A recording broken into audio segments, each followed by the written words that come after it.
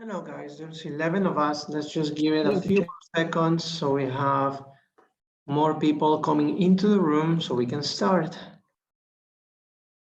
So we'll just be less than a minute.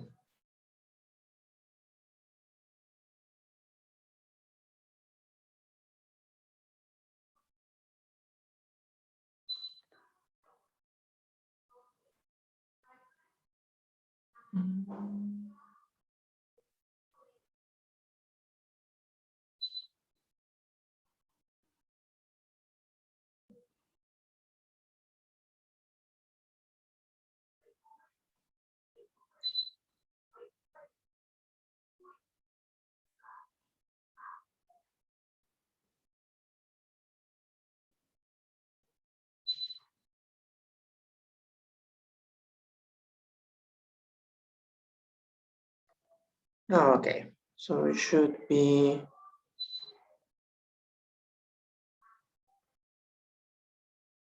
better now.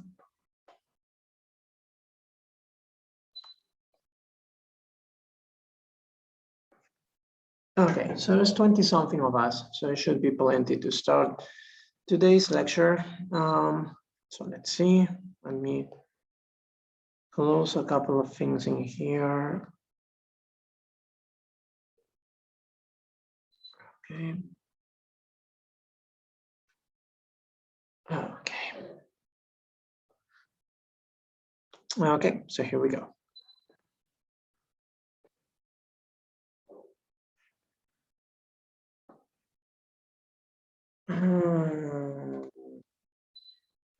Okay, so now we can start with our second lecture on medical imaging.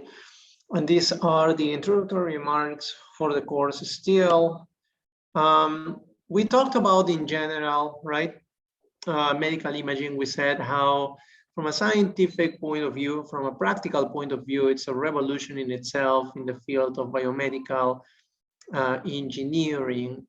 From a point of view of an industry that keeps on growing, it's anticipated to keep growing at a compound annual growth rate of 6.5%, you know, from 2018 until 2023. So we're still within the time frame. So it's steadily growing, which is important. It's something that in general, it's the very epitome of being multidisciplinary. I guess the same thing can be said, you know, about so many other fields in biomedical, but it actually combines information from life sciences, from physics, from engineering, from an instrumentation point of view, from mathematics, from chemistry, you know, so there's a lot of things that you should know that we will get to talk about a little bit, right? And in general, the one thing that's important for you to know is that there does not exist a perfect imaging modality. Okay, there is nothing that you can say, well, this is a tool that can be used to assess, you know, a condition, a particular condition with 100% sensitivity, 100% specificity for every single condition or pathology that you can think of. That simply does not exist. Okay, if you think about a modality that may be easy to use, portable, safe, fast, with good performance, again, it really depends on what you want it for. Certain imaging modalities like ultrasound are well known for being extremely portable, right? You actually can even have scanners that are handheld, right? And that was one of the I think it was one of Life's magazine, like top gadgets or discoveries. I want to say probably of the first decade of the 2000s or something like that. So that was a really long time ago. Because everybody, you know, when looking at that was thinking like Star Trek or something like that, right? You have your device in your hand and you can look on the inside of somebody. Because even though ultrasound in general is more portable, let's say, than MR or CT, I mean, still it would require, you know, pushing a cart rather than handhelding a device like you would be handhelding a cell phone, for example. So probably there's nothing more portable than ultrasound. And probably there are, little techniques that are as safe as ultrasound, within, of course, the limits imposed by the FDA for bioeffects of ultrasound, which are very stringent, actually. They're harsher than necessary. The limits imposed by the FDA are based on analysis of technology that was available back in the 1970s. And it was based on empirical observations, so there's a lot of groups in the world that have been studying, to which levels you can actually push ultrasonic exposure without producing bioeffects, so it would still be approved by FDA.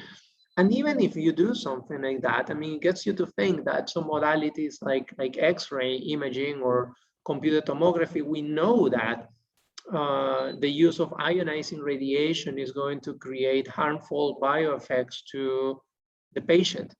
And still, we allow it to be used, right? Same thing goes for example, nuclear imaging. We still allow it to be used. The reason for that is that, is the benefits outweighing the potential harm, right? And that's a decision that clinicians in general have to make. They have to decide, if the use of a tool that can be potentially harmful is in the end, because of the benefit that you get from the examination that you're trying to conduct, in the end is going to be more beneficial, than not having the examination. So those are things, that in general, the community thinks that clinicians should be making those assessments. But still, we have regulations for something, and we have limits to exposure because of something too. If we think of a fast imaging modality, for example, computer tomography is much faster than magnetic resonance imaging. So from that point of view, you would think that, we wouldn't need magnetic resonance imaging if we have computer tomography. From the point of view of safetiness, for example,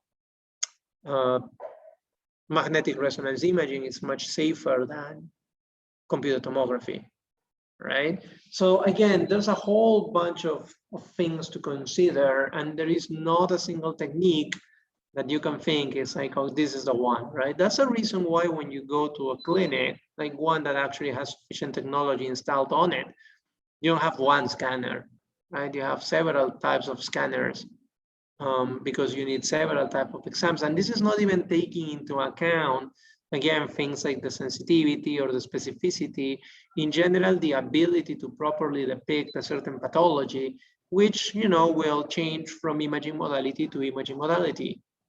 Some modalities like magnetic resonance imaging, they have a very difficult time, if not an impossible time, penetrating the lungs. I shouldn't say penetrating, I should say generating signal from the lungs, because the lungs are filled with oxygen, and oxygen is not MR active. So you don't get a signal from there, right? Some modalities like ultrasound, for example, may not necessarily be easy to use, right? And ultrasound in general has a lot of difficulties. If you want to look at the bones, for example, or the inside of the bones, then that's a challenge, right? If you want to look at the inside of the lungs, that's a challenge too, although ultrasound is used in emergency rooms in clinics all over the world by intensivists to actually explore the lungs, for things like pneumonia, and even for COVID-19 actually, right? But in general, exploring bodies that are filled with gas or that have bones in it is something that ultrasound simply cannot very readily do. Okay, so even for the clinical application itself, in terms of how useful the technique is, there's a whole, spread of things that are to be taken into consideration. Okay. And again, we talked a little bit about this, I think, in a previous lecture, and you can have tissue analysis, right? And there are advantages, of course, of medical imaging, which include the rapid acquisition of the information that is non-destructive, which in itself is a big thing, that it can be done, in situ or in vivo, and it can be done for longitudinal studies. For example, if you want to do something like assessing the health of the liver, just to say something, right? and you want to do it in repeated studies all over time, I mean, you could, but you probably don't want to be biopsying the liver over and over and over again. Or if you have a renal allograft, you don't want to be biopsying your allograft over and over again because you're going to injure it. And even though biopsies, have negative effects that may not be extremely common, right? I mean, the complicated ones probably are relatively uncommon. Still, there's a chance that something bad may happen. So imaging, can very safely, depending on the modality, of course, be looking at, a particular organ over time. So you can use it for monitoring better than you would use tissue analysis tools.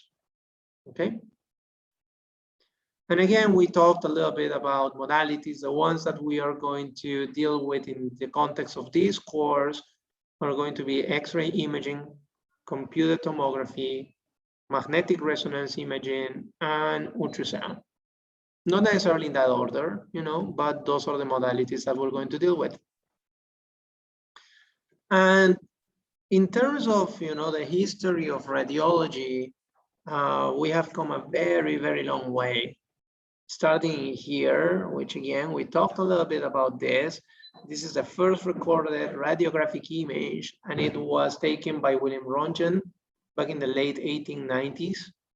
So you can easily see what the image is of, right? What's the image of? I mean, can somebody humor me and participate? What's the image of? A hand.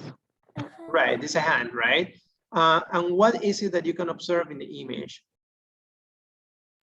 There's probably a ring on the hand. There's probably a ring, right? I mean, what are the structures? Like in general, the structures that you can observe are Bones. structures, right? Correct. And exactly, I mean, that structure that you can see in there actually is a ring. That is actually an image of William Röntgen's wife's hand. So that's her wedding ring, actually. And the reason why you can see it in the image is because the ring is made of metal. And we're going to discuss this when we talk about X-ray imaging.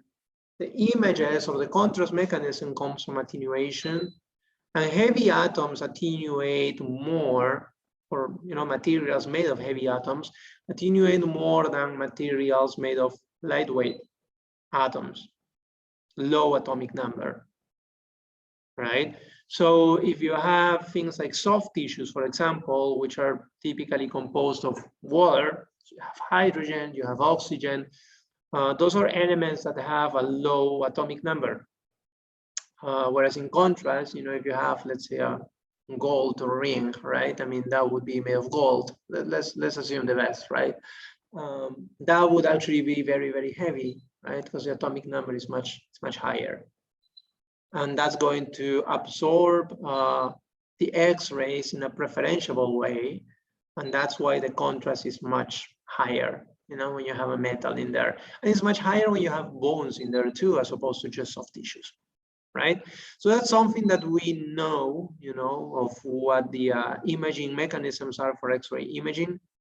There are probably several issues that look kind of weird in this image, in this particular slide. Like the fact, for example, that the bones look black rather than white, right? When we think of radiographic image, nowadays we would think of an image where the bones appear to be white, not black.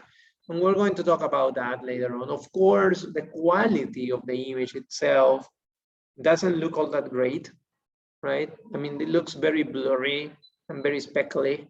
And we're going to talk a little bit about why, probably, future lectures. But I mean, it's understandable, right? That's one of the, if not the first medical image that was ever recorded. It's not meant to stand up to the state of the art that we currently have.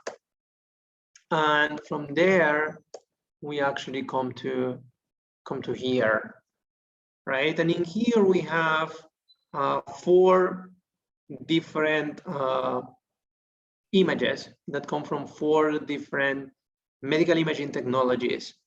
The one in the top left is a computed tomogram, and that is constructed with X-ray radiation. Contrary to what you would probably think, you know, from a first instinct, which is probably, I mean, again, when we think of X-rays, we think images of the chest, right? The thoracic imaging. We think of things like fractures in the bones. We think in things like dental imaging, right? We think bones in general. So it's very interesting for a lot of people, you know, when they get more familiar with the fundamentals of medical imaging, to know that computed tomography actually uses X-rays to construct the images too. And that computed tomography is very widely used for imaging of soft tissues. So, I mean, that again is, you know, something to keep in mind in case you didn't know it. But it's important, you know, that you understand that X-rays in general are not limited to image bones.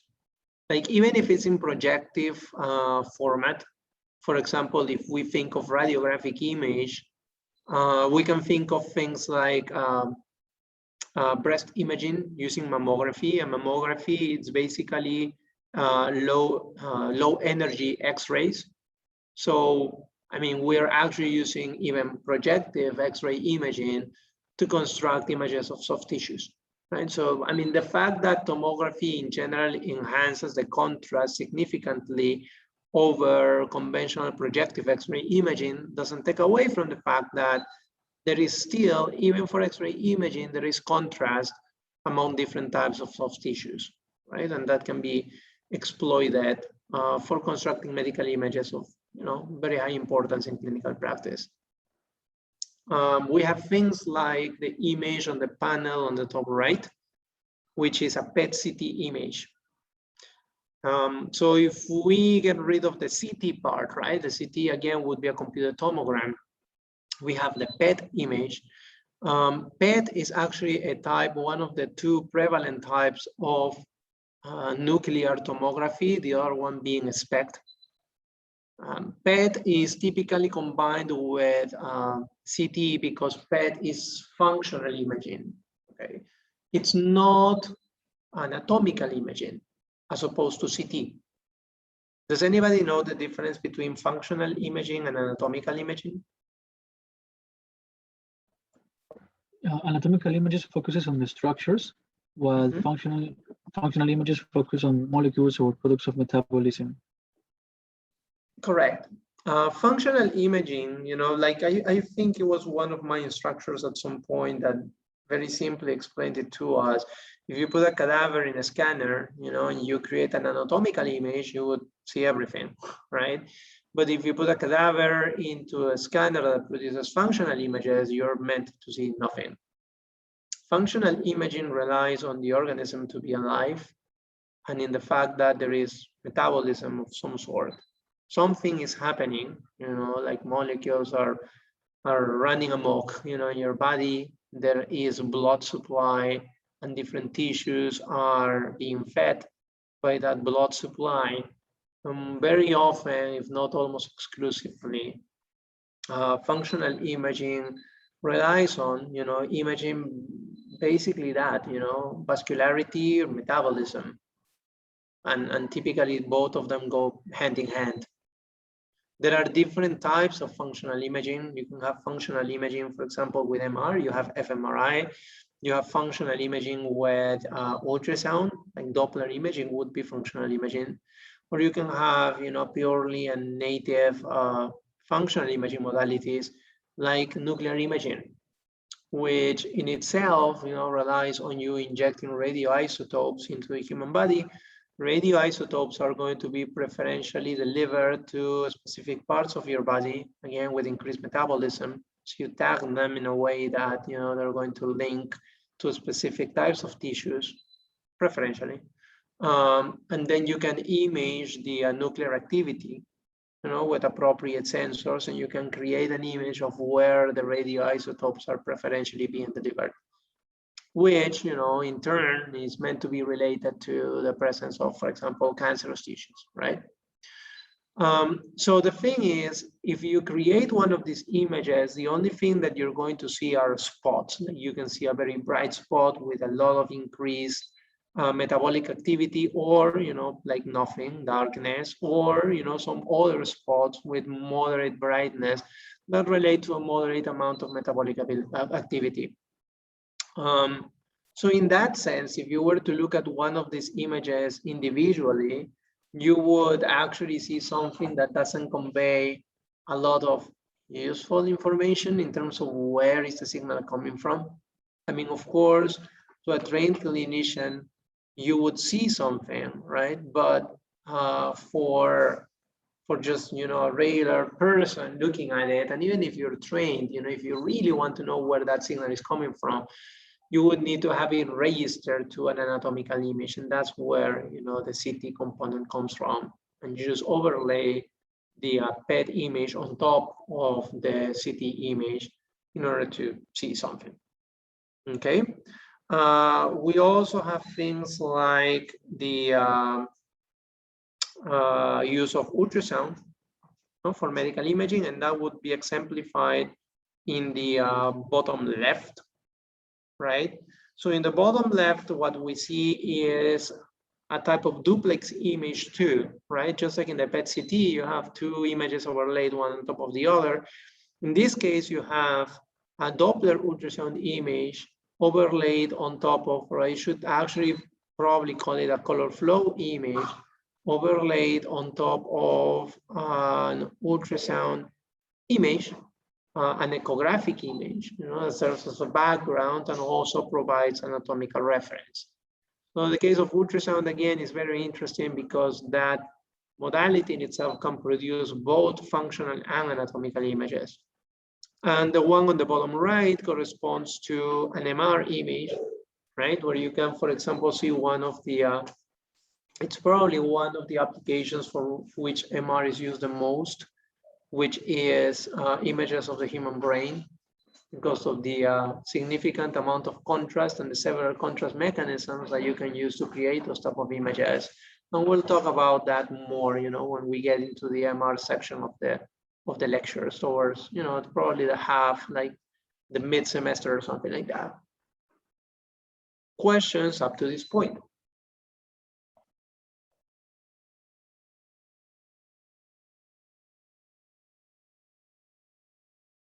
Questions? Yes, teacher, about the PET imaging, is it in that way toxic? It's not toxic per se, but it's ionizing. It uses ionizing radiation too. The radioisotopes, you know, are designed in a way that your body will, you know, get rid of them. Of course, there will be, you know, associated nuclear activity in your body for some time, right? But it's not like you're going to be like a significant source of nuclear radiation by any means, but, you know, there's going to be some activity. So there is a relatively significant amount of ionizing radiation being delivered into your body. That in itself, you know, poses bioeffects that we're going to discuss later on when we talk about X-ray imaging, you know, to understand where the damage comes from the use of ionizing radiation, and why in general, you know, it is preferred, if possible, that it is avoided. Okay, thank you. Sure, no problem. Any other questions? How can I distinguish between, you know, like a proper X-ray technique or say a CT technique, or I don't know, like an angiography technique, you know? Like they use X-ray technology, but they do have a different name for the technique, right?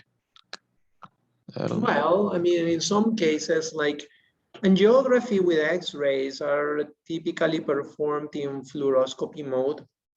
Fluoroscopy mode is probably more easily recognizable because it acts in a way as, you know, it would be similar to looking at Röntgen's first radiographic image.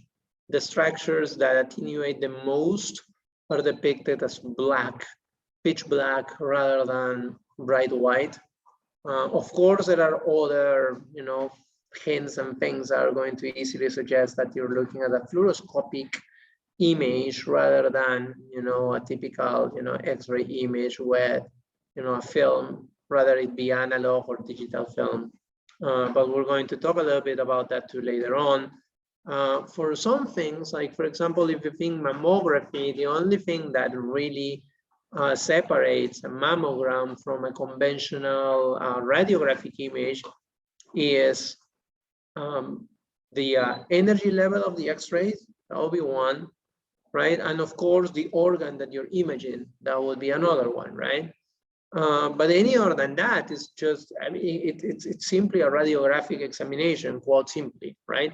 I mean, of course, there's a breast compression and things like those, but, you know, like if we go beyond that, it's simply another radiographic examination. If you were to compare, of course, a radiographic image with a computed tomography image, they look completely and absolutely different, right? Radiographic imaging will have a very, very low contrast, and you can easily see that, you know, the cross sections, right? Because they don't have collimation, you don't have the ability to select a slice of your body. The cross sections go through your body completely, right? So you can have, like, maybe you can extend your arm, or you only place your chest in the film and you only catch that part of your body, but it completely goes through your body, you know, like in and out. Whereas in the case of computed tomography, you take cross sections, right? Like somebody is like cutting your body, you know, in half, and there's a whole section of it, it's a transverse section of your body, right? Rather than a projective image. That's kind of the difference. Again, in both cases, that would be to the images, but in one is a transverse section, in the other one is a projection, right? A projection meaning you have your whole body, you know, which is 3D and is being reduced to a 2D structure, whereas a transverse section means that you're looking at a 2D representation of a 2D section, right? So in principle, for example, you have volumetric or 3D CT imaging, but you don't have 3D X-ray imaging, right? Because it's projected. By definition, you cannot have it. But you can have examinations like tomosynthesis, for example, which use also, similar to the case of computed tomography, they use data at different angles or orientation angles, and it's basically a more evolved version of a mammographic exam. Okay, but if you look at it, you know, it basically looks like a fancier mammography, which in turn means that it looks like a fancier, you know, type of X-ray image anyway. So again, it really depends. Like you said, yes, I mean, some names, like if we were to talk about, you know, like again, mammography or tomosynthesis, you know, I mean, the names come from probably the application itself, or, you know, some variance in the way that the image is constructed, but the overall look of the images is pretty much like, you know, another radiographic image in itself. Angiography is for looking at vessels, and you're basically looking at an examination done in fluoroscopic mode. So I would be in true transmission, and that would be without, you know, inversion of contrast. And if you look at CT, it's a tomographic image, and that in itself looks absolutely and completely different. But again, I mean, those are things that you will hopefully by the end of the course, you know, get used to, and you should be able to identify them. And there are trickier things in general, right? I mean, if you look at magnetic resonance images, for example, eventually you're going to start looking at them, and you can have images that are proton weighted, proton density weighted, or you can have images that are T1 weighted or T2 weighted, for example, right? Which are the contrast mechanisms of magnetic resonance images. And even just looking at them and saying, well, this is a T1 contrast image, or this is a T2 contrast image, you know, which for some people, it would just be like, probably they won't be able to recognize if it's a computed tomogram or if it's a magnetic resonance image. Okay, so I mean, there's a whole bunch of things to talk about, really. But I mean, we'll get to see those in time, you know, lecture by lecture. We'll look at examples of images and we'll discuss a little bit, you know, what are the particular things about, you know, the mechanisms that allow us to construct those images in particular. Yeah, but thank you for the question. I mean, I guess the short answer would be that there's a lot to talk about, you know, like, and there's a lot of things to review, so you get comfortable with all those different types of images. And even then, you know, I mean, we're not going to cover everything. By the end of the course, for example, like functional MR, we're not going to cover it. Diffusion imaging, for example, with MR, we're not going to cover it, not because it's not important, it's simply, again, there's really not nearly enough time. Thanks, teacher. Sure, you're welcome. More questions? I have a question about between anatomical imaging and functional imaging. Talking about in Peru, here there are some limitations for buying medical imaging equipment. So which of them is prioritized in, for example, other departments and not here where we have most of that techniques? If I didn't misunderstand the question, like what do we have? Like all of those things, we have them in Peru, but by far probably things like PET-CT would be more scarce, you know, than things like if you were to think about it, and in general that is true, the most prevalent imaging modality would always be radiography. I guess because of many things, right? Historical reasons, economy, it's like super cheap, you know. The second one that's more prevalent, and this is again a worldwide thing, would be ultrasound, because, you know, is the cheapest of the ones, like of the imaging modalities that is not X-ray imaging, right? And it's portable and it's safe, you know. But the problem is that you need to have, I mean, there are of course many limitations, but you need to have a sonographer that really knows how to collect the images and know how to read them, and that's kind of challenging to have on its own.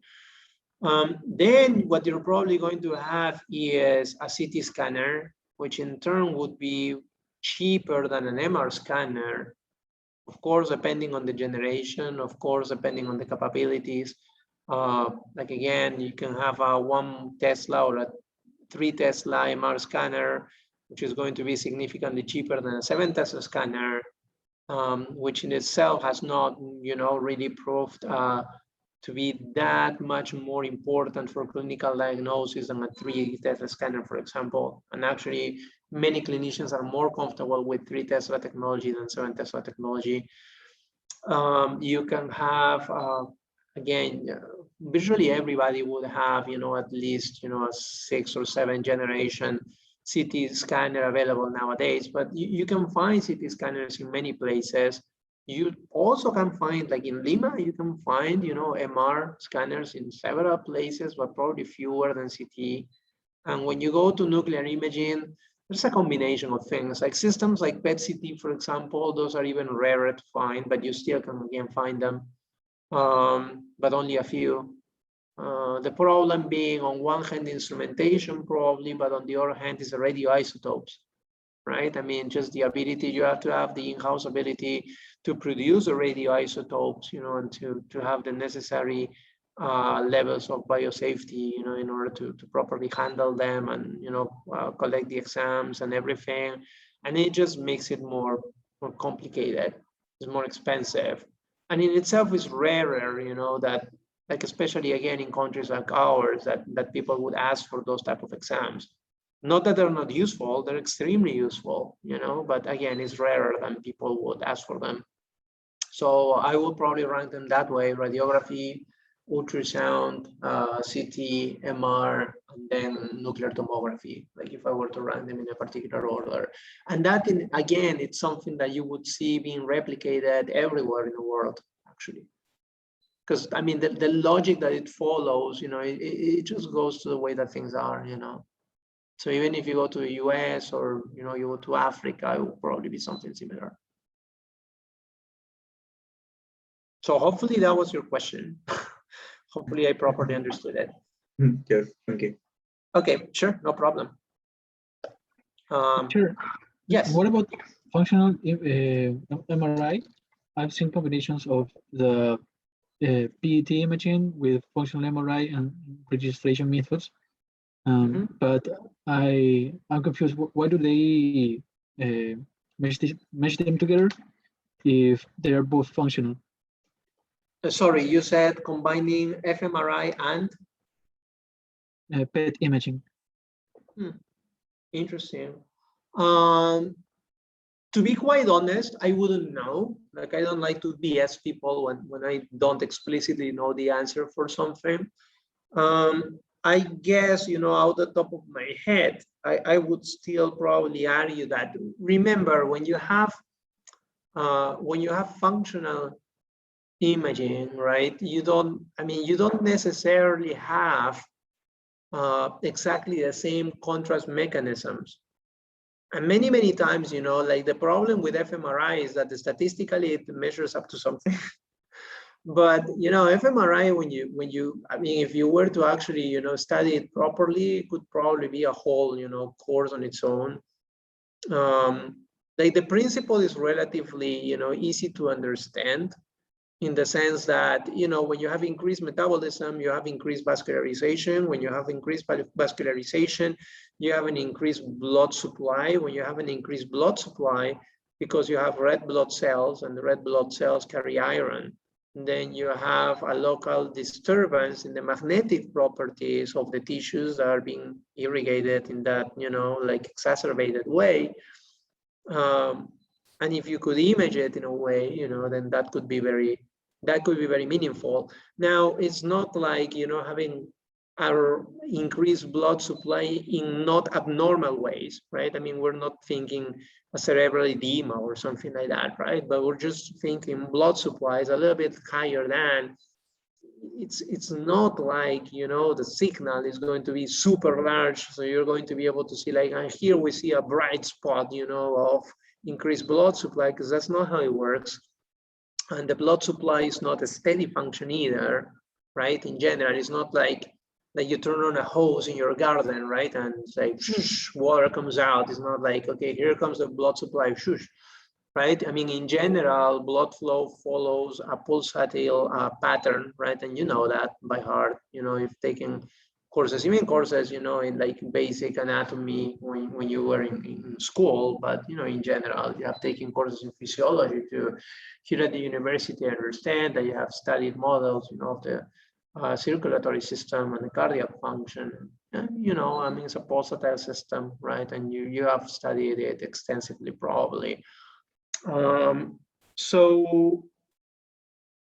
What we actually do is we exploit, you know, very weak variations in the signal in a statistical fashion, you know, with some algorithms and particular sequences that exploit a T2 double star contrast mechanism. And at some point, you know, when we get to MR, you will get to understand what is T star, well, T2 and T2 star and T2 double star.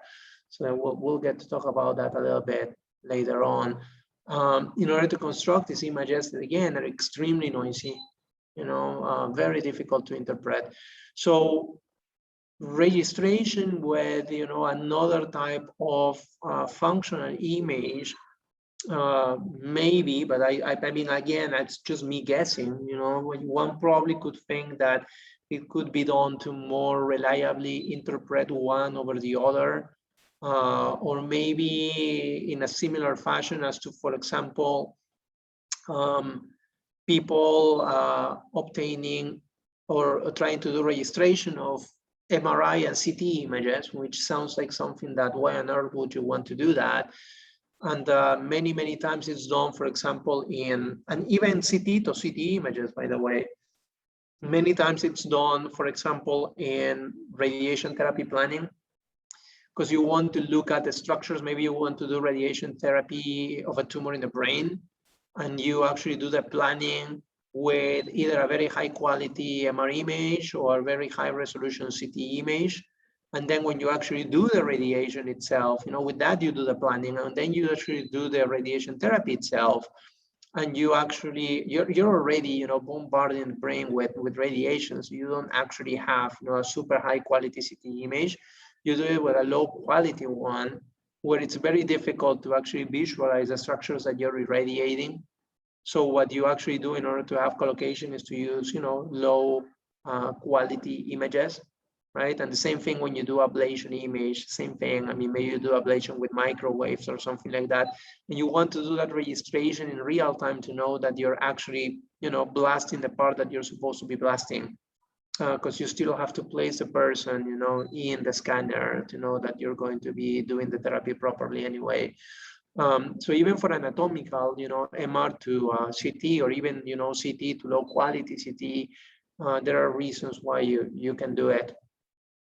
So again, I mean, I will have to look more into it. So, I mean, off the top of my head, I cannot tell you that I've worked in a particular case where you want to do that, but it doesn't necessarily have to be, like lack of sense, common sense, that somebody would want to do that. Probably there's a reason. Thank you for the question anyway. What time is it? No, we still have a few more minutes. So again, when we talk about these different imaging modalities, right? I mean, there's a few videos in here that are pulled from the NIH, NIBIB. NIBIB is the Institute for Biomedical Imaging of the NIH. And one of the things I like a lot about the North American system for funding, of sciences, is that you have NIH, which is a collection of institutes devoted to different aspects of, biomedical in general, or medical sciences in general. So you have it for pharmaceuticals, you have it for, technology, you have it for particular diseases or for particular organs. So when you actually want to work on something super specific, like, ultrasound, you send it to, the Imaging Institute, or you want to study something with renal allografts and you send it to the Kidney Institute, or the Skin Institute, or the Pediatric Development Institute, and you have people that are really experts in the field, as opposed to what happens here in Peru, where, well, now it's better than before. At least we have, 4 areas of funding, I think, for the federal funding. Back before, it was, somebody who had done his career in, I don't know, like soil analysis, for example, could be reviewing your application of magnetic resonance imaging, right? Simply because he had a PhD, he or she had a PhD, right? So, but anyway, you can actually go to the NIBIB website, which is part of the reason why this is being brought up. And you can look at, educational resources that they have in there, like one of them being, let me see if I can also share my audio. Yes, I can. Okay, so one of them being, simple explanatory videos like this one for X-ray imaging.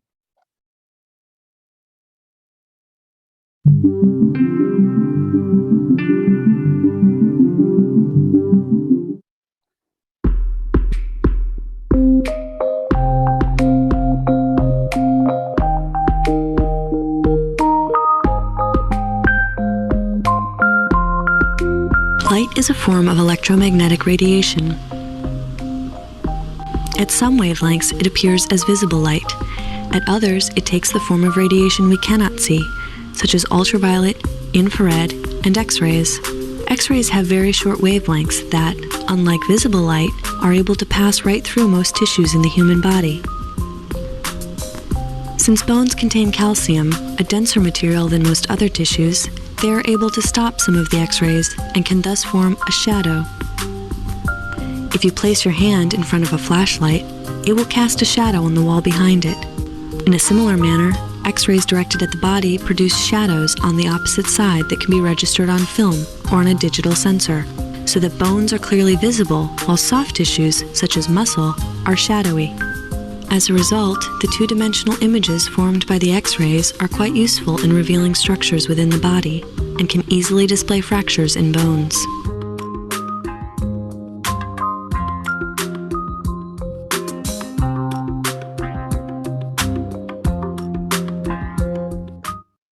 And so that's, for example, again, the basics of MR, just, MR in a nutshell, just like you can have CT in a nutshell, right? And hopefully that addresses a little bit more one of the questions you guys had,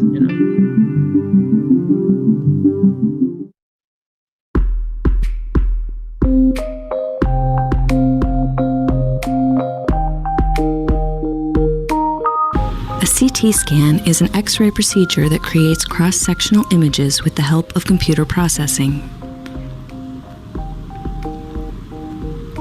CT images are more detailed than conventional X-ray images and can reveal bones as well as soft tissue and organs. A conventional X-ray uses a fixed tube that sends X-rays in only one direction, while a CT scanner uses a motorized X-ray source that shoots narrow beams of X-rays as it rotates around the patient.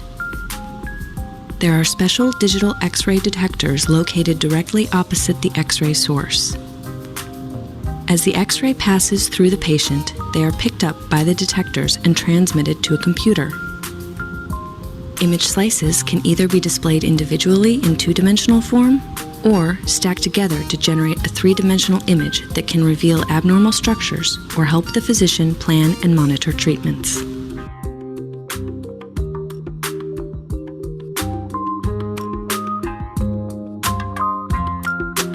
Which again is highlighting, the difference in between X-rays and computed tomograms.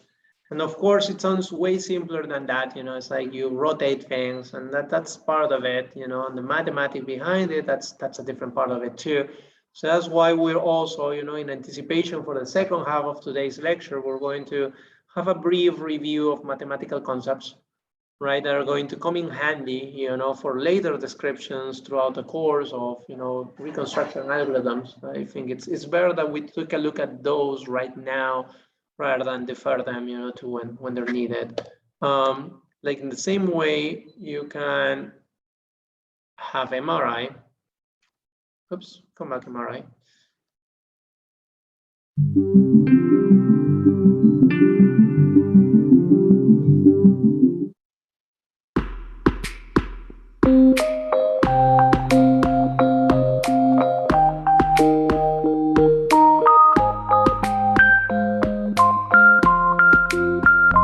MRIs use protons, which are abundant in the human body.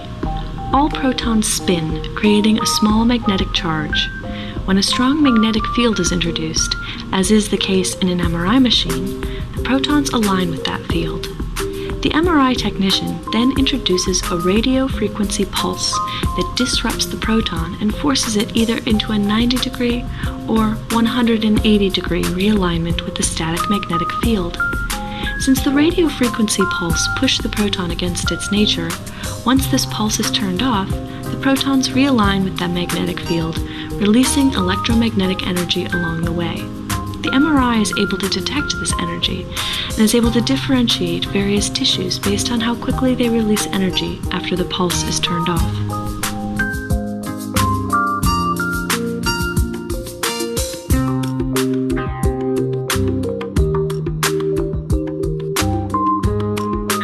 The explanation of NIBIB of what the heck an MR is one that I strongly disagree with,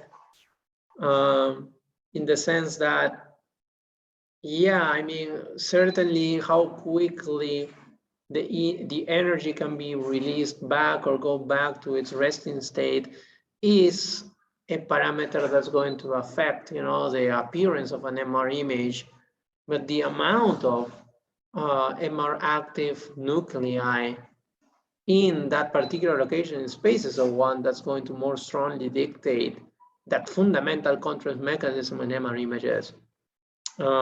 Just so you know, one of those days when I find time, I'm going to send a complaint email to NIBIB. But anyway, then finally, before the break, we have ultrasound.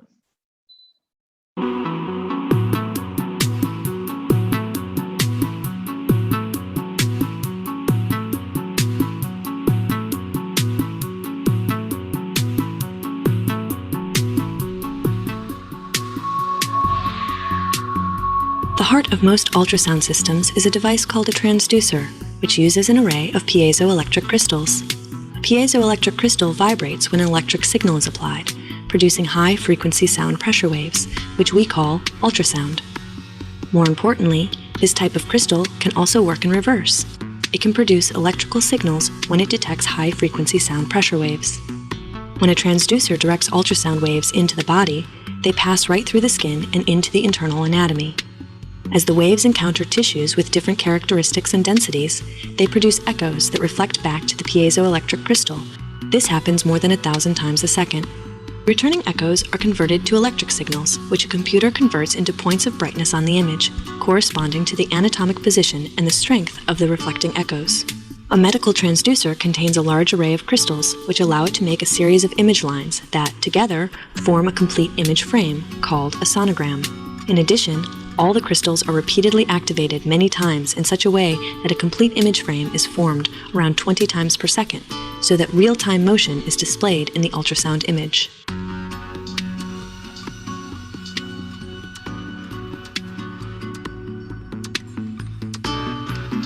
And that would be again a brief description of what ultrasound is according to the NIBEB. Okay, do we have any questions before we proceed into our, I was going to say 10-minute break, but let's say 5-minute break today, so we don't, completely lose track of time.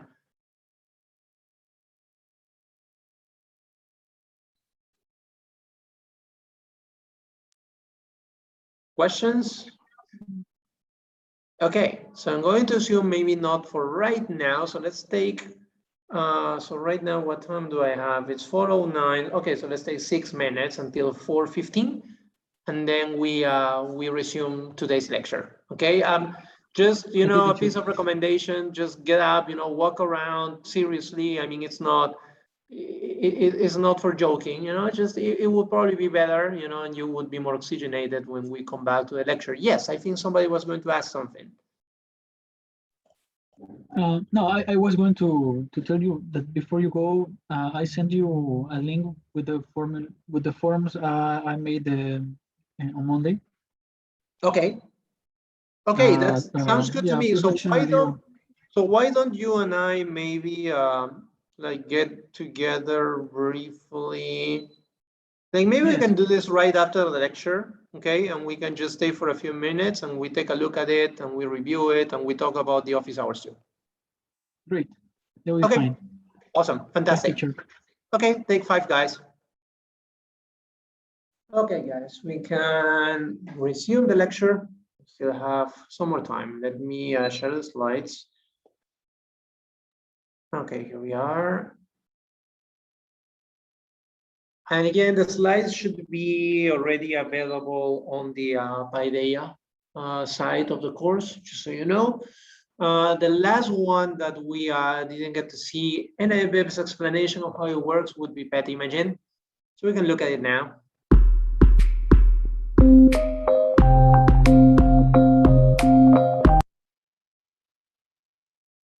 Oh, sorry. Oop, go back. Again.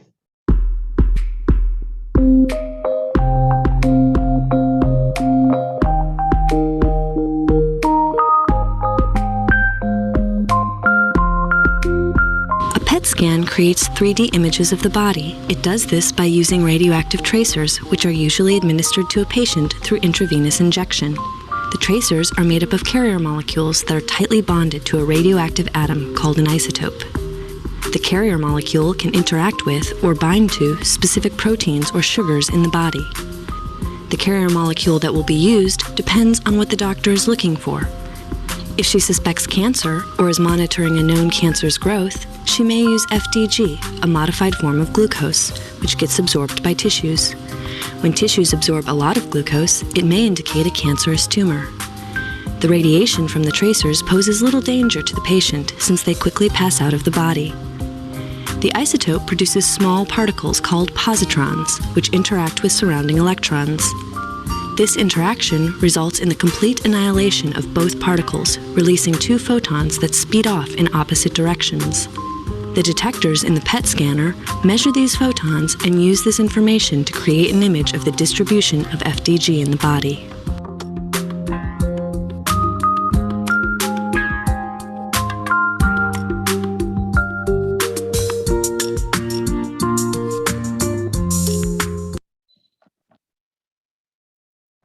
Okay, and no, we're not going to look at relaxing classical music by Chopin.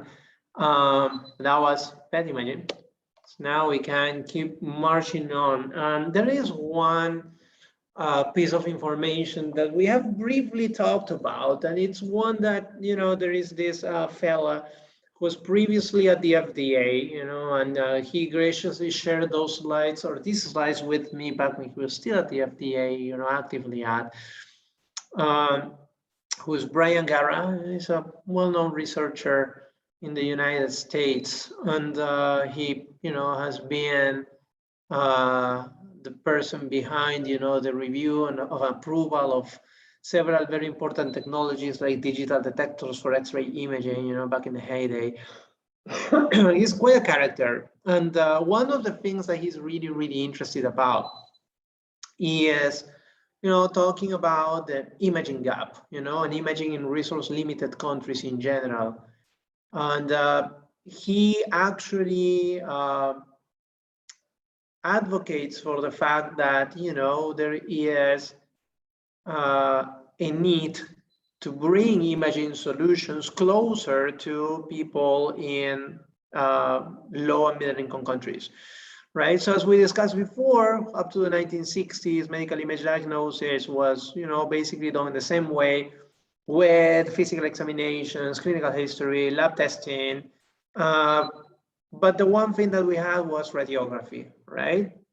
But then starting in the 60s, we started to have all these other technologies being developed, and we had ultrasound, and we had CTs, and we had MR, and we had nuclear imaging.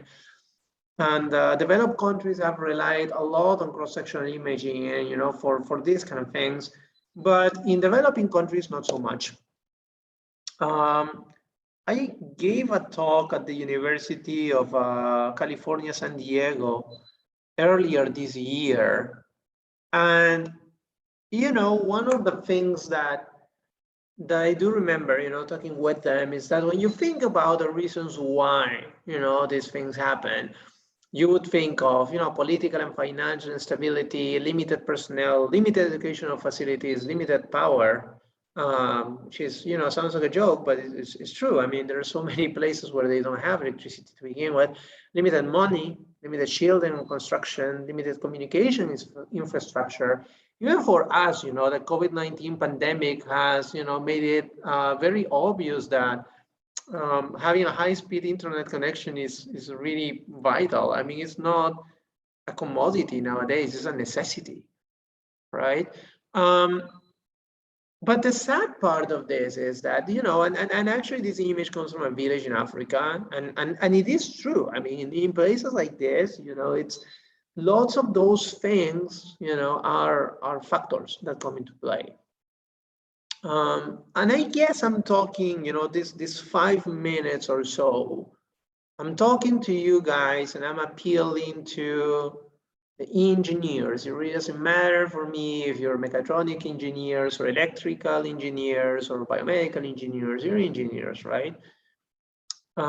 Unfortunately,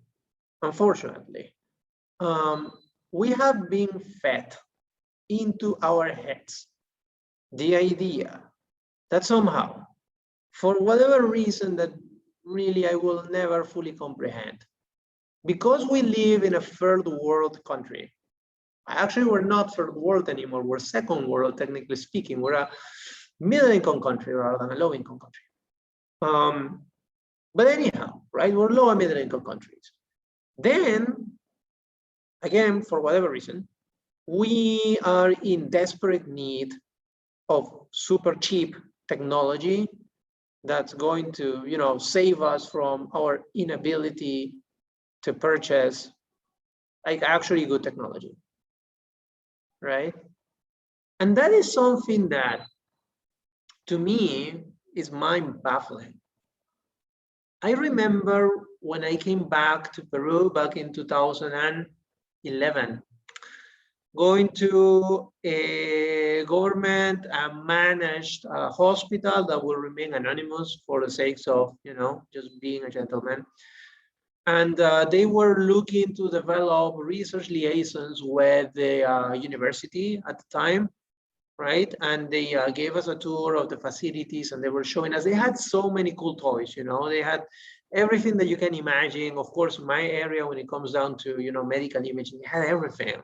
And for many other fields too, it's like amazing, you know, if you actually have all these things in here, then that would be amazing. And I remember, you know, it completely fell off my radar, you know, for a long time. And then probably like 5 or 6 years after, I was watching the news, and it turns out that this hospital was in the spotlight because they had, I mean, they still had all the equipment in boxes, right? Just like, you know, back in the 1990s, some of you probably still remember that, the Peruvian government decided to open like 1 million schools, and all of them were falling to pieces, you know, by the end of a year of being inaugurated.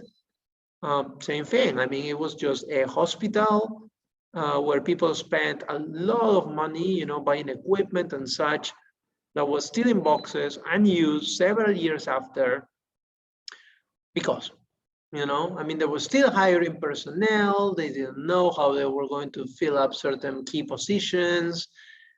And it was basically a waste of everybody's money, you know, because by the time that they were going to open those boxes, I mean, make no mistake that, you know, a lot of that equipment would have been outdated to begin with and had to be replaced with something else. And it made it very clear to me one thing. It is not true that the Peruvian government doesn't have money. We can be super poor, but that's not even remotely part of it. You know, it's not lack of money. It's part of a far more complicated structure. And I talked to, that invited lecture in San Diego, we agreed that we were not going to talk politics, okay? And I'm not going to talk politics a lot here either, probably more than I did for the San Diego guys. Make no mistake, it has nothing to do with that. And the only reason why I'm bringing this up, and this is transversal to any of you, right? Please, please, please don't be those engineers, okay? Don't be the ones, and then this I get to actually tell you this with my face on, so you know that, I mean, that's really what I deeply feel. Don't be those engineers, okay? The ones that are going to explain to me how they're going to develop, you know, medical instrumentation using an Arduino controller or a Raspberry, you know? Don't be the guys that are going to explain to me how you're just going to grab, you know, some blueprint that was released by some Spaniard agency, you know, or the MIT for building, you know, like you can do it yourself type of instrumentation, even if we're in the face of COVID, and you're going to just put it together, you know, because you can. Don't, because the country is already full of those, okay? People that think that because this is Peru, you know, what we actually get to do is we develop technology on the chip, or we replicate things that are just open source because I can just grab them and copy them, you know, because it will be faster, because we're poor, because we don't have resources, and a lot of crap, you know, that goes in the way of just saying that I want to do things the lazy way. Don't. I can assure you we have tons of those, not only in Peru, in Latin America in general. There is a reason why, you know, in this, you know, in the wake of the COVID pandemic, there are very little places in the world, you know, where, you know, people have been approving with their, you know, regulatory system devices that really should have never been approved to begin with. Like even in places like Peru, you know, it's kind of funny to me sometimes when people make statements about, you know, how is it that we need more devices when we don't even have enough beds in the emergency rooms to begin with. You know, I mean, we're going to need more beds faster than we need more devices. Which doesn't go to say that, you know, there are groups that have been doing their diligent work, you know, into really constructing things of good quality. But you would really be surprised. you know, so never ever do that. Like, you are being educated to be better than that. Okay, like I have no idea, you know, I could tell you how many times I have seen and reviewed, you know, works of people, either for, you know, ethics committees, funding agencies, scientific conferences, you know, that make outrageous claims about how is it that you put together, you know, digital hospital, you know, or digital clinical histories, or medical instrumentation for triage, you know, of diseases, or even for the COVID pandemic. And it's just outrageous, you know, because it simply goes for the on the cheap. Even as director of the biomedical engineering master's program, you will be surprised, you know, how many people come and they want to work on a thesis that's supposed to be a master's thesis, and it's basically just doing something else. And the twist is that we're going to do it in Peru because, you know, in here we don't have money, so we're going to do it somewhat cheaper. Nobody cares about cheap in Peru.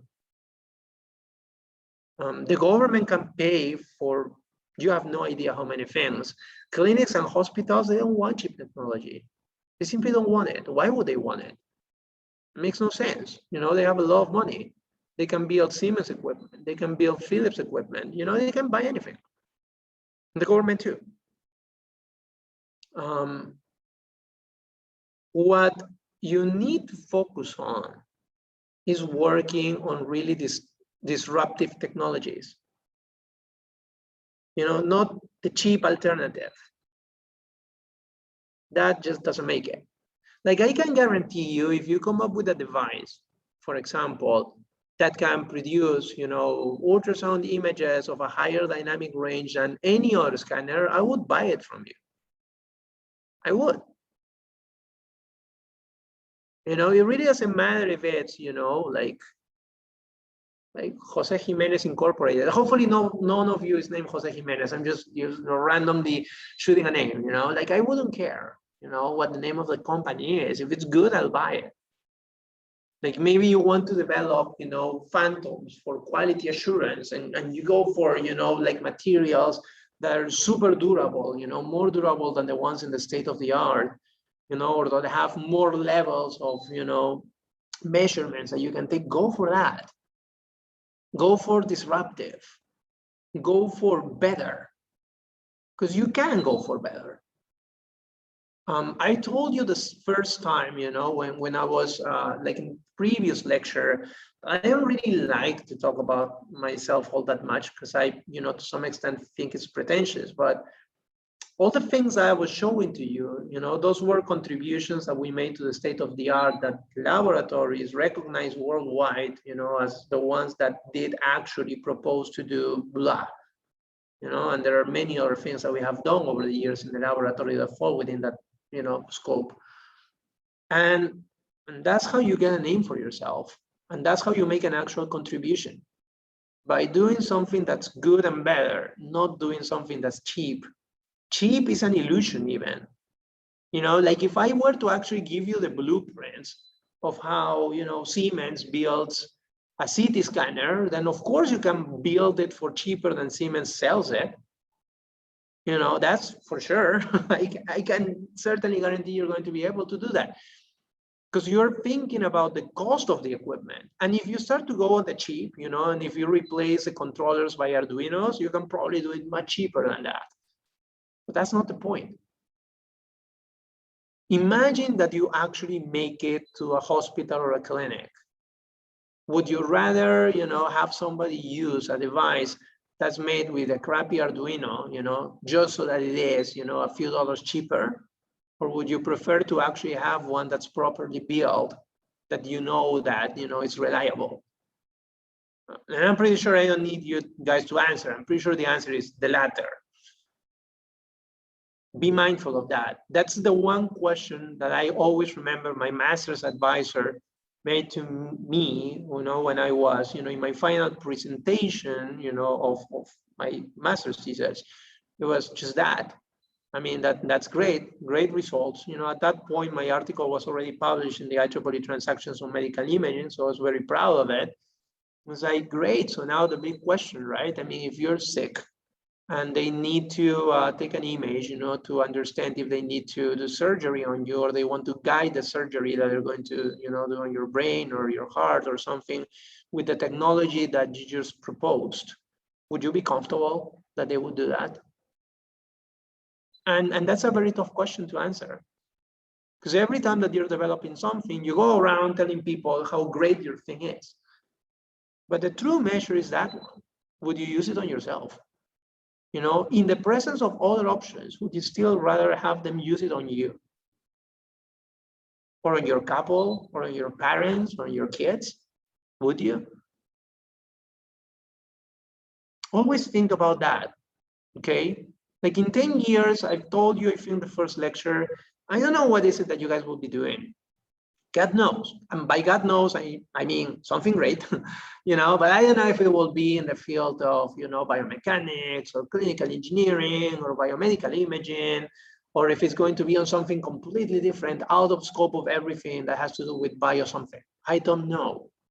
You probably don't know either, you know, but if you are to remember, you know, certain things, you know, beyond equations and physiological models, you know, and algorithms, remember this, okay? And carry it like a brand on you for everything that you do. Just keep that in mind. But anyway, so in general, right, imaging in low, limited resource environments is restricted to X-ray imaging. So if you go advanced, it would be ultrasound, and that's as far as you make it, you know, and that's what it is. And even though, you know, there are several things, you know, like the lack of access to the systems and the shortage of technologists and image interpreters and facilities, you know, and many other things like those that we need to think about. You know, there are other issues that you also would probably have to think about when it comes down to low resource environments. And something that comes to mind, for example, would be cervical cancer, right? And for cervical cancer, you know, if you look at the incidence, I'm not talking about the mortality rate, right? I'm just talking the incidence, which is completely different, right? You can have the disease and not die from it. And that can be, for example, I know, breast cancer. You can have breast cancer and you catch it early on, right?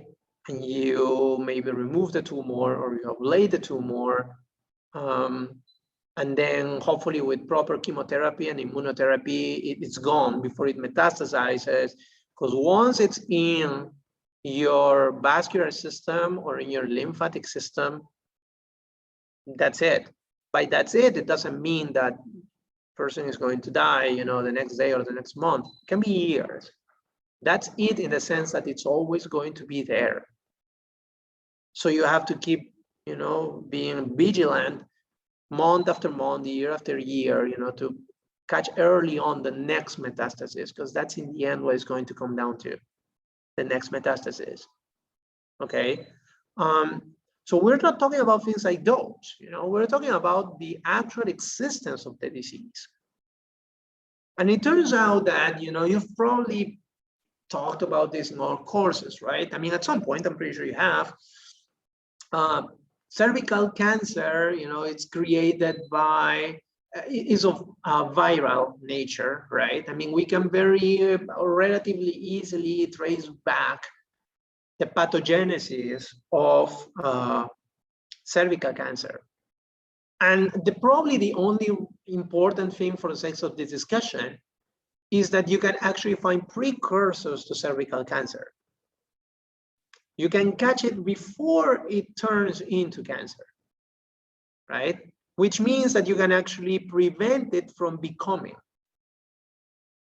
And you can actually do that with pap smears. In Spanish, that would be Papa Nicolau, right? It's a very common swapping test that you can do. And if you go to developed countries, even if you stay in Lima, you know, like in not the rural areas of Lima, but you know, the urban ones, you will find a very low incidence of cervical cancer.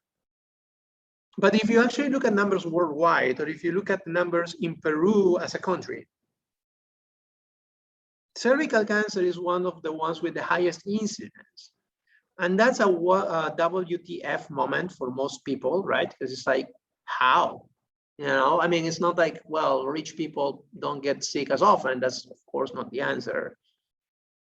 The answer is that in educated places and in places where you have a well laid together healthcare system, you will consistently get pap smear testing at the allotted and recommended time spacings.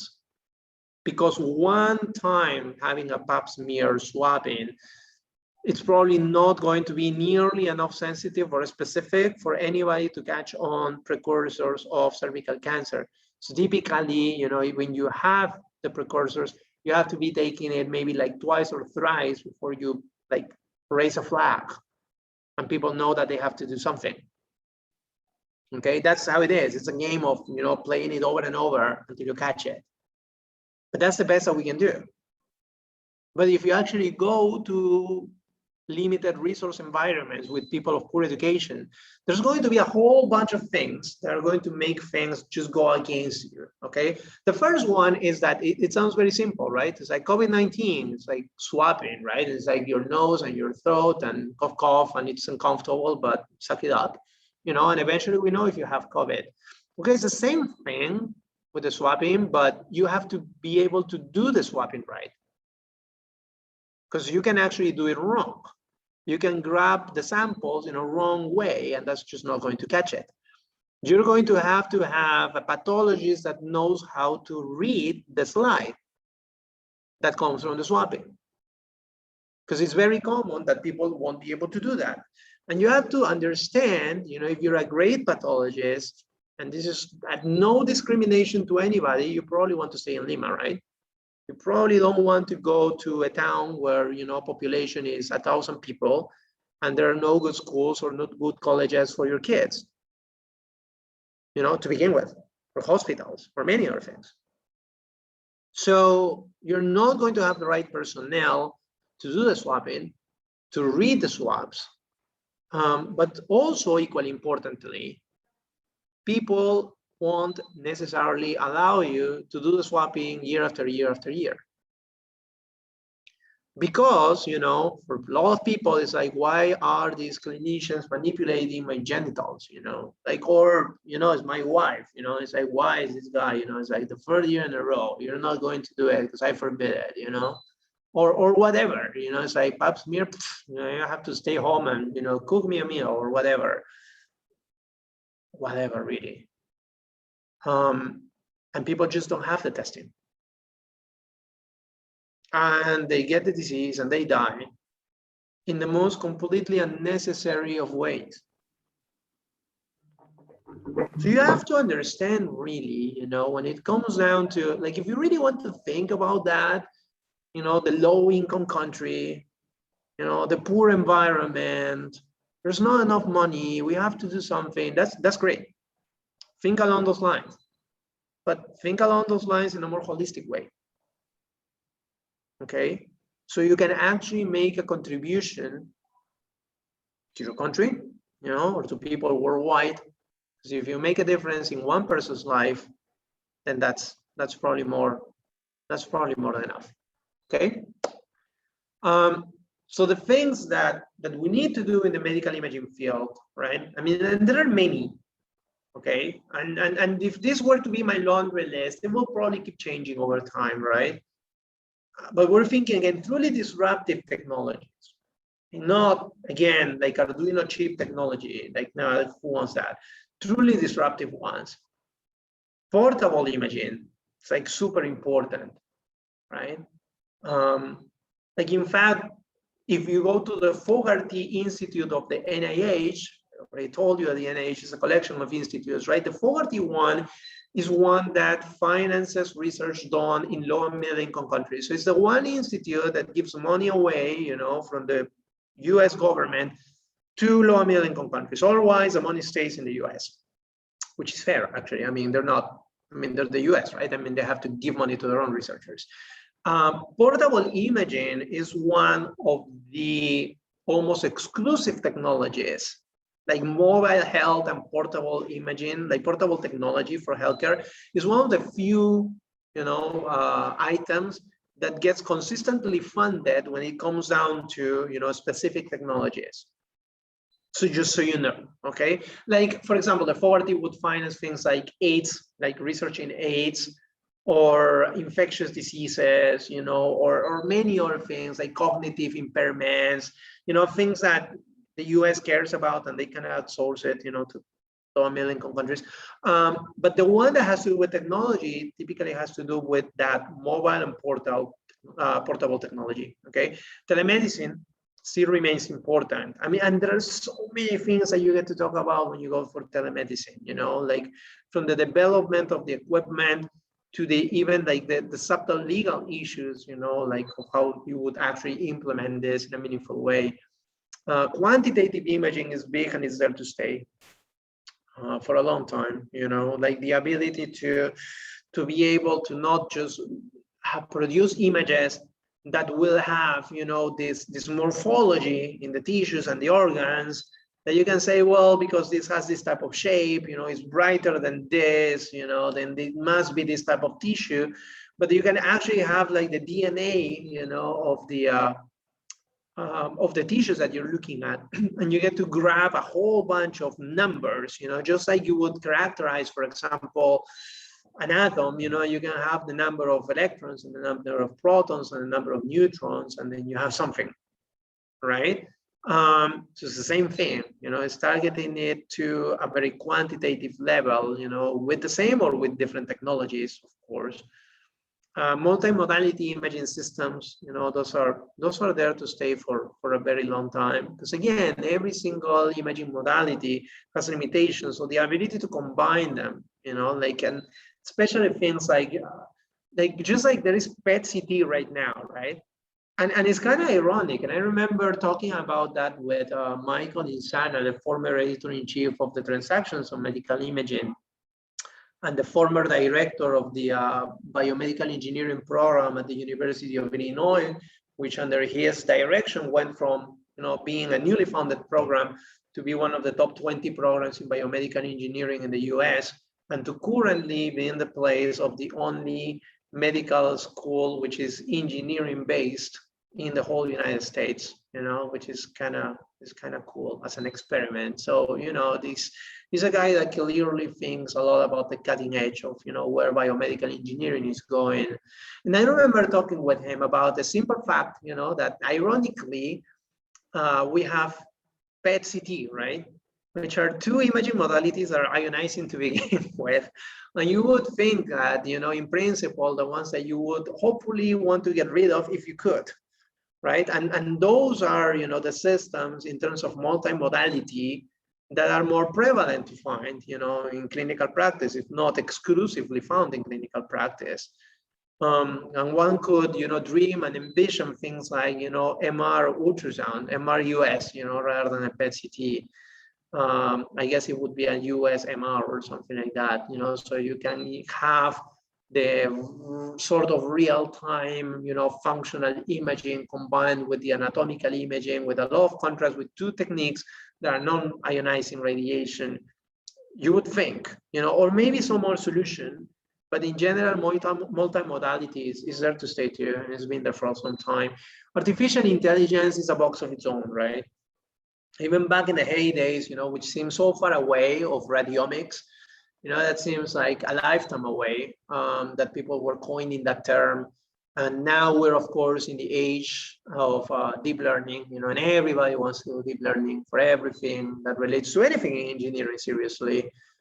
But artificial intelligence is there to stay. I'm probably going to share with you in the Paideia system an article that I found very, very interesting, that I want to say that dates back to 2019, back right before the COVID pandemic, and everybody just focusing on COVID for a while, although that's gone already anyway. But anyhow, the RSNA, which is the Radiological Society of North America, worked together to put a statement on the roadmap towards, the general acceptance and use in clinical practice of artificial intelligence and deep learning.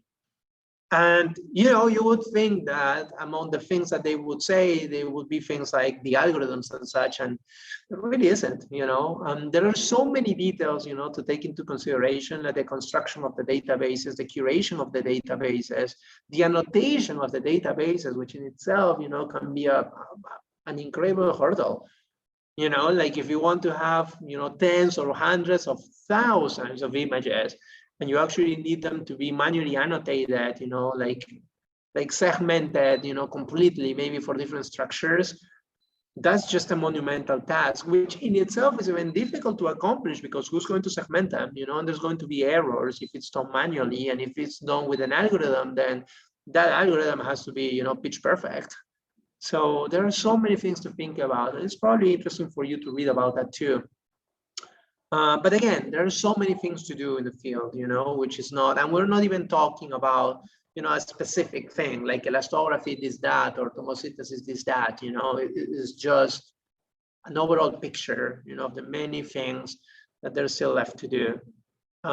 So hopefully, some of you will get involved in some of these things in your career, hopefully in a few years from now, I get to invite some of you, to give a talk or a lecture, at this course, or, at a seminar at the university, and you can tell us how you made a difference in any of this. And again, I'm not even smiling, because like I told you many times already, I think that you're perfectly capable of doing so. Questions up to this point?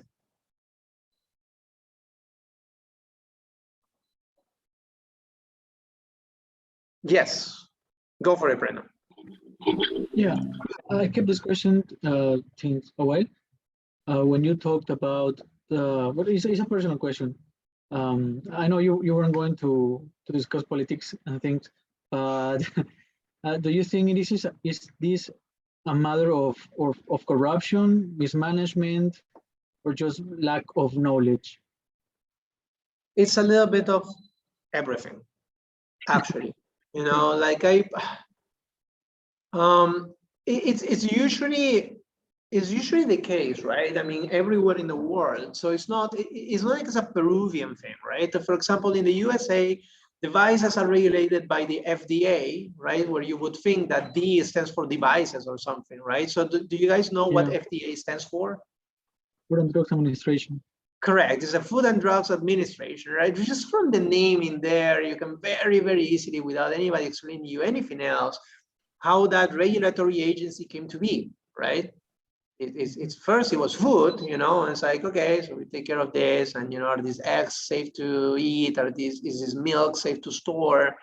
And then eventually it's like, here's medicine, right? And here's this drug, and it's this Panadol or this, like vaccine and whatnot, and that's great.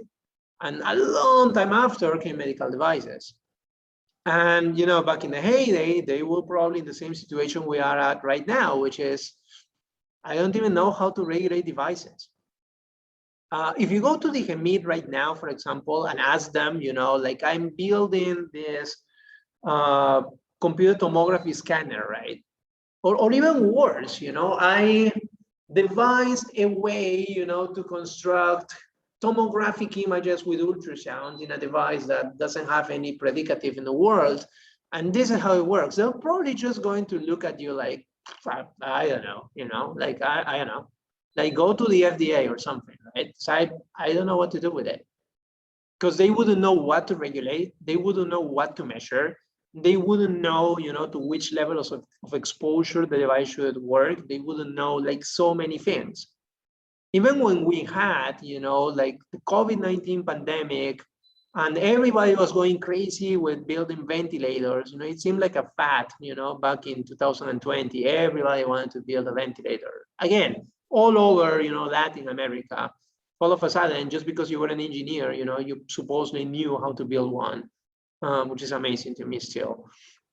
But the thing is, the Peruvian government didn't have a means, to say, okay, so how do we regulate for this? What do we ask? What do we measure? And, you know, there is a regulation right now in place, which is a very absurd modification, very minimal actually, from, you know, a regulation that was proposed by people in the Mexican government, and variations being very minimal actually, and actually very nonsensical. So my point is, people don't know really, you know, like if you want to build a device or you want to, you know, develop a technology locally, you're probably going to be on your own for a very, very, very long time. You know, that's probably going to take forever to change. Right now, you know, with the COVID-19 pandemic again, you know, the Peruvian government had this, you know, like hiatus on being strict about things, but the thing is they just don't know. So hopefully, you know, eventually some of you end up working, you know, for regulatory agencies in Peru, because I mean, just like in anywhere else in the world, right? I mean, what you would need is to eventually have people who are engineers and would know how to, you know, regulate for devices, and, you know, what are the things that should be measured, and just in itself, just the importance of regulating devices, right? Which is something that nowadays nobody really does here in Peru.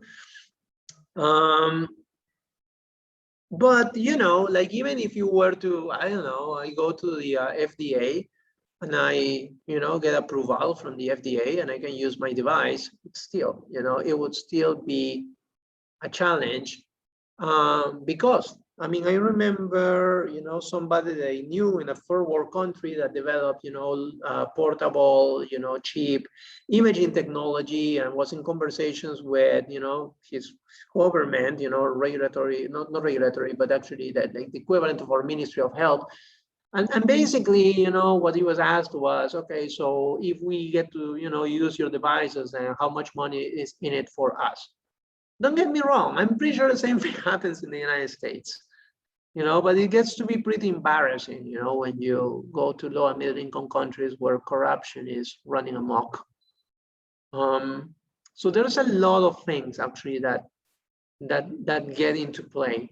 Really, really a lot of things are going to keep you from, you know, producing technology that's actually going to be used somewhere. And that is the reason why in Latin America, for example, rather than developing technology, the vast majority of people in biomedical engineering related fields work in clinical engineering. Because what you do is you buy equipment, you install equipment, you get rid of equipment, right? And that's very useful, don't get me wrong. But it's also because there is no room for development. And that's very, again, prevalent in Latin America. Actually, in the United States, clinical engineering is almost non-existent, you know, like if you go to within the context of biomedical engineering, I mean, I challenge you to find me one school in the United States that has clinical engineering, you know, as a research area, for example, and I don't know of one. And you're probably very hard pressed to find one. Not because it's not important. It's simply because, you know, clinical engineering as a field saturated in the United States probably more than 4 decades ago. You know, there is no more space for clinical engineers, and that's it. You know, that's it. But, you know, for imaging, for biomechanics, for devices, for miniaturization, for many other things, it's, you know, there are so many things left to do. Does that mean that clinical engineering is irrelevant? No, it doesn't. It's very relevant, you know. But again, I mean, there's a reason why, you know, in the lack of space for other areas in Latin America in general, that's the reason why clinical engineering has such a high prevalence, not only in Peru, but, you know, everywhere in Latin America. Which, again, the same thing that I told you in the first lecture, plan ahead, okay? Like really think about from now, what is it that you want to do for your career? Because just simply, you know, like surfing your way, like I did, you know, surfing my way up to graduation and then trying to figure out what is it that I was going to do, that's probably not going to work really well for a lot of you, you know, because you have, you know, clear ideas maybe of what you want to do. And you probably don't want to be constrained by the limited landscape in Latin America. It's extremely limited, as you can see, you know, but also it means that you have so many opportunities to do really cool things if you plan ahead. Well, guys, let's see. So if we talk about what's an image, you know, we still have time to finish the material, I think, that I put together for you guys today. So basically, you know, we have, of course, our grid, you know, our two-dimensional grid made of pixels, which is typically what we're going to look for in a two-dimensional image. In 3 dimensions, it would be voxels. And there are several characteristics of an image, you know, in terms of dimension, resolution, and spacing, you know. We are almost exclusively dealing with grayscale images in the context of this course, you know. I mean, you saw that there are color-coded images like Doppler images, but again, for most of the things that we do is mainly limited to grayscale images. Okay, and again, we have pixels and voxels for images and 3D volumes, right? And in general, for medical imaging, what we're going to be able to do is to construct, you know, a graphical representation of a contrast generating biophysical effect, right? And I think I mentioned this to you guys, but, you know, we are not, even though you can very rightfully include things like optical imaging, like with visible light for fundus imaging, for example, or digital microscopy, or digital histopathology, which is also, you know, images, and it's also biomedical. That doesn't fall within the context of the course. We're going to mainly focus on radiological imaging. Okay, so it's the use of radiation in order to construct the images. And in general, we're going to have an excitation, which is a source of radiation that's going to interact with tissue, the radiation itself, which is going to, you know, generate some secondary product that's going to be detected. And then from that detected signal, we are going to construct an image of a physical parameter. So that's usually a roadmap of how this works. And that involves, you know, a short math review that you can actually, you know, find some elements within, you know, these remaining slides. One thing, for example, that I typically use to motivate, you know, the need for a math review is when we have echographic signals, for example, a very simplified model would be assume that the transducer sends a signal, and the signal that the transducer is going to receive is going to be when it interacts, you know, the ultrasound interacts with a reflector. It's going to be a scale version of the transmitted signal with a delay equals to the round trip time of flight, which is 2 times the distance, because it has to go from transducer to reflector and from reflector to transducer. So that's twice the distance divided by the sound speed. So if we have the signal generated by the transducer, and then we have a first echo, you know, from a reflector at location X1, is basically, you know, the transmitted signal delayed by a factor of 2x1 divided by c, then multiplied by a factor of f of x1, which is the reflectivity, let's say, of the reflector, you know, at location x1. And we can have 2 reflectors, right? And it would be the same thing, and it would be, you know, g with a delay with x1 times amplitude at x1, plus the same thing delayed with x2 with an amplitude, you know, related to location x2. Same thing with a third reflector, and here we see that the second and the third echoes are sort of overlapping with each other.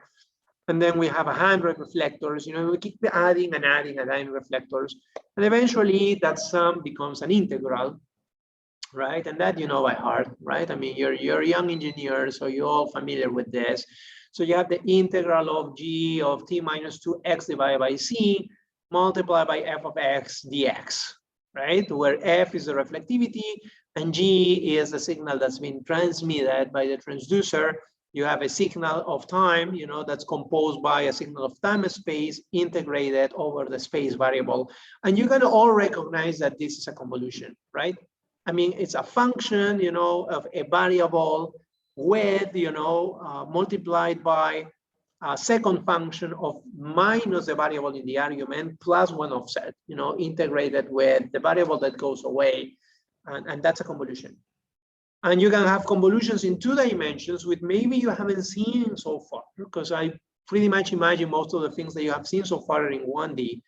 But you can have 2D convolutions, which is the same thing. You know, it's the double integral of g of x minus x prime, y minus y prime times f of x prime, y prime, dx prime, dy prime. The function g is known as a kernel or a point spread function of the system. Is also known as a transfer function, right? When you go to, you know, classic signal processing theory. So there's many names that you can receive. Again, in the context of imaging, it would be a point spread function, or a kernel is a more mathematically oriented name for it. And the convolution just comes from, it's a typical model of imaging systems that have a limited ability to reproduce biological parameters. Even if you have something like a digital camera, for example, and you take a picture, it's not like you can zoom and zoom on forever, and then eventually you see atoms and molecules, right? I mean, it has a limited spatial resolution given by, you know, the size of the active elements in the detector and the lenses, you know, and the number of pixels you have for a given number of, you know, like size of the imaging detector in inches.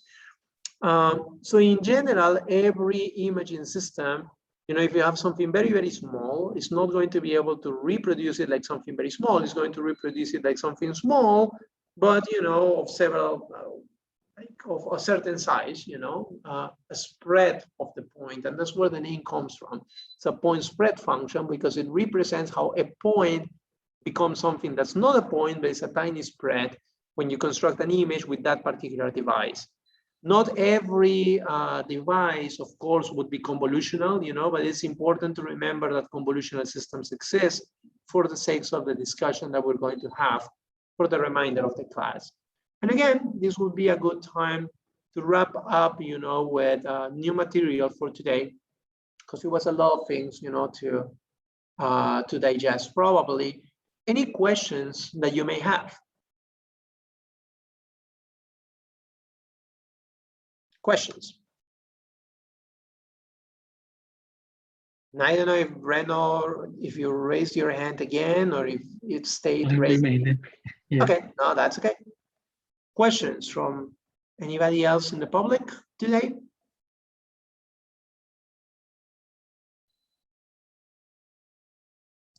I don't have a question regarding this last part, but I would like to request that we have the materials before the class, like the lecture, so we can come better prepared, maybe.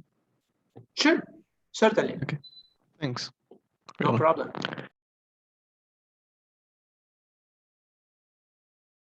Okay, then what we can do is we can wrap up here.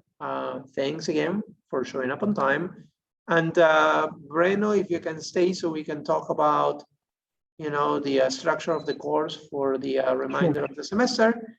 And with the rest of you, we'll see each other. Well, actually, we don't have a lecture on Monday, but we'll see each other in a week on Thursday. So thank you guys. Have a great weekend and a nice rest of the day. Thank you, teacher. Bye. Have a good Bye, week. guys. Thank you, teacher. Bye. Bye, teacher. Bye-bye.